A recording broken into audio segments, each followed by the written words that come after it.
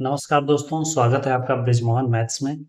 दोस्तों, basic maths के आज के इस वीडियो से हम अनुपात और समानुपात के बारे में पढ़ना शुरू करेंगे।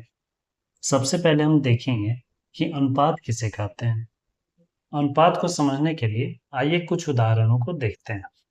मान लीजिए किसी व्यक्ति की उम्र है 45 वर्ष और उसके पुत्र की उम्र है 15 वर्ष।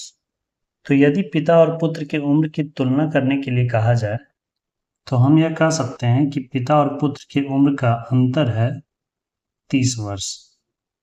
एक और तरीका होता है जिससे कि हम दो संख्याओं की तुलना कर सकते हैं और वो होता है डिवाइड के द्वारा। यदि भाग द्वारा तुलना किया जाए तो हम पाएंगे कि पिता की उम्र पुत्र की उम्र की 3 गुनी है। अंतर द्वारा तुलना करने पर हमने पाया कि पिता की उम्र पुत्र की उम्र से 30 वर्ष अधिक है और भाग द्वारा तुलना करने पर हमें पता चला कि पिता की उम्र पुत्र की उम्र से 3 गुनी है। तो इस तरह दो संख्याओं को भाग द्वारा तुलना करने पर जो भी परिमाण प्राप्त होता है उसे ही अनुपात कहा जाता है। इसलिए हम कह सकते हैं कि भाग द्वारा दो संख्याओं के बीच की तुलना को अनुपात कहा जाता है। इसे इस चिन्ह के द्वारा दर्शाते हैं। इस चिन्ह को इस टू कहते हैं। जैसे यहाँ पे पिता और पुत्र की उम्र का अनुपात आया 3:1। ऊपर यहाँ 3 है और नीचे नहीं कुछ है तो 1 है, यानी कि पिता और पुत्र की उम्र का अनुपात हुआ 3:1, 3:1। इसे ही हम रेशियो कहते हैं।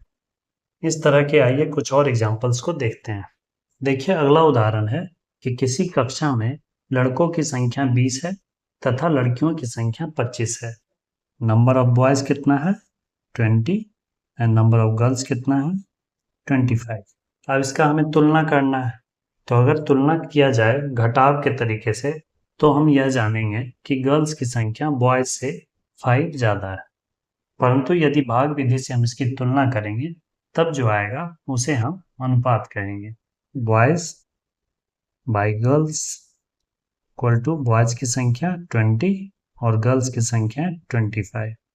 5 4 जा 20, 5 5 जा 25, यानी कि हमें बॉयज और गर्ल्स का रेशियो मिला कितना 4:5।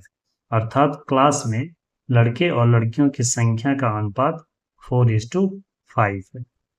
दोस्तों और प्यारे बच्चों, आज के इस वीडियो में इतना ही।